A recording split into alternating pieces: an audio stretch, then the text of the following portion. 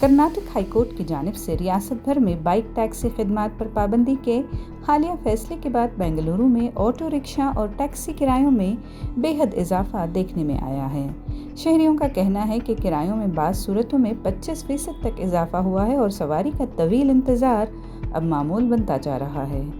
کئی مسافروں نے شکایت کی ہے کہ قریبی فاصلے کی سواریوں کے کرائے بھی بے حد بڑھا دیے گئے ہیں۔ تقریباً 8 کلومیٹر کے سفر کے لیے جو کرایہ پہلے قابل برداشت تھا، اب وہ 2 گنا کے قریب ہو چکا ہے۔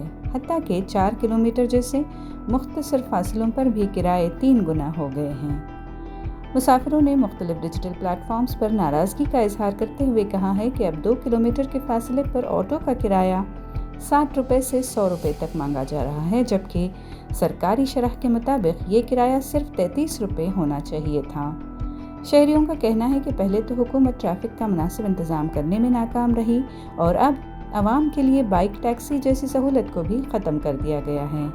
رائڈنگ پلیٹ فارمز کی جانب سے وضاحت دی گئی ہے کہ بائک ٹیکسی کے ہٹائے جانے کے بعد طلب میں اچانک اضافہ ہوا ہے، جس کے باعث آٹو اور ٹیکسی کرایوں میں غیر معمولی اضافہ ہوا ہے۔